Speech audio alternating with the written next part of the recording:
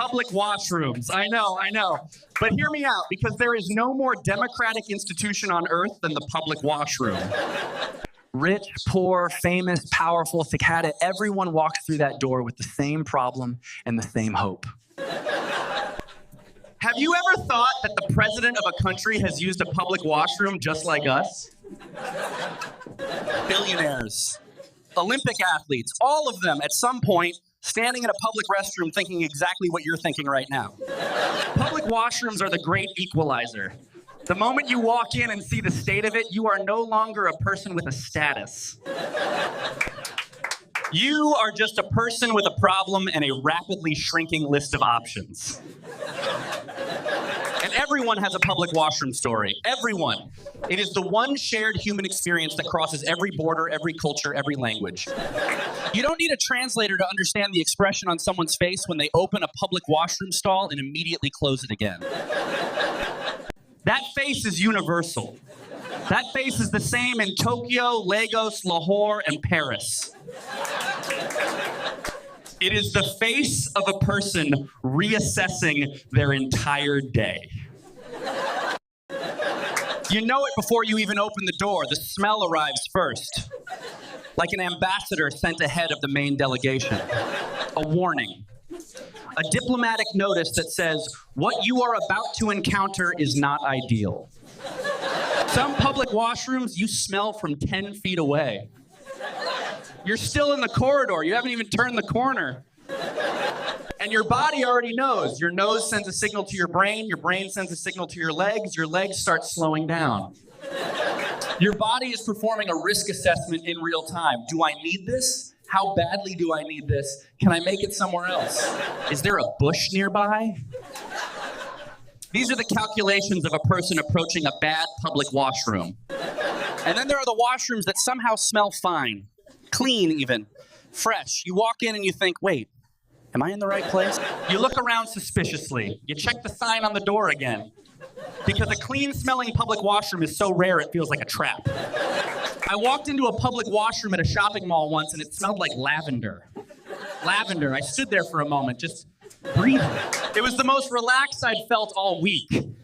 I didn't even need to use it. I just wanted to stay. I've started rating public washrooms by smell the way people rate restaurants by food. 1 star fa, entered, immediately left. 2 stars made stayed but regretted it. 3 stars made functional, forgettable. 4 stars made clean, acceptable. 5 stars made lavender, life-changing, would return. Choosing a stall in a public washroom is one of the most consequential small decisions a human being makes. You stand there, you survey, you calculate. The first stall plan, too obvious. Everyone goes for the first stall. It's the most used. Statistics say so. I've read about this. There are people who have studied which public washroom stall gets used the most. Those people are heroes, and we don't appreciate them enough. The middle stall talk, the compromise. Neither here nor there. The Switzerland of bathroom stalls. Neutral. Inoffensive. The choice of a person who has given up making choices. The last stall take, the power move. Far from the door, private, quiet, the corner office of public washroom stalls. But sometimes the last stall has a broken lock. And a broken lock in a public washroom stall is a level of anxiety that no meditation app can prepare you for. You're sitting there, 1 foot pressed against the door, arms stretched to hold the latch, phone in the other hand. Trying to maintain dignity while engineering a structural solution with your body. You are, in this moment, a human door. And then someone knocks, not a polite knock, a confident knock. The knock of someone who has decided this stall is unoccupied and they are coming in. You say occupied, they try the handle anyway. As if the word occupied was just a suggestion. Who taught these people that occupied is optional? Occupied is not a maybe. Occupied is not an opening offer in a negotiation. Occupied means there is a person in here and they would like to remain a private person for the next 90 seconds. Respect the word. You've survived the stall. Now comes the next challenge, collate, the hand-washing infrastructure. And I use the word infrastructure loosely because in most public washrooms, it is held together by hope and old plumbing.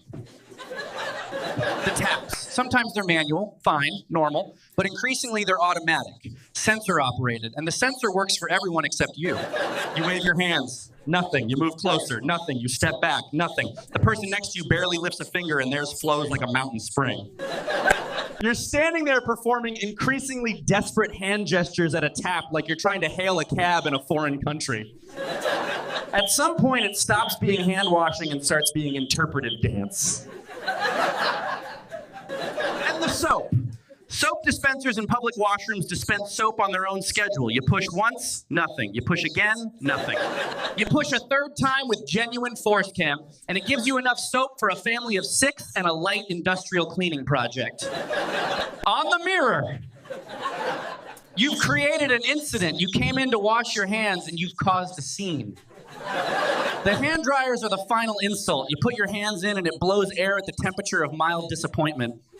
For 45 seconds. Your hands are not dry. They are slightly less wet. There is a difference. Here's the thing about public washrooms, though, right? And I mean this sincerely, that they reveal something important about a society. Show me a country's public washrooms, and I'll tell you how that country treats its people.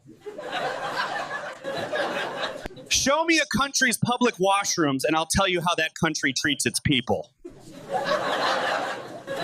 A government that maintains clean, functional, accessible public washrooms is a government that has decided basic human dignity is worth the budget line. That's not a small thing.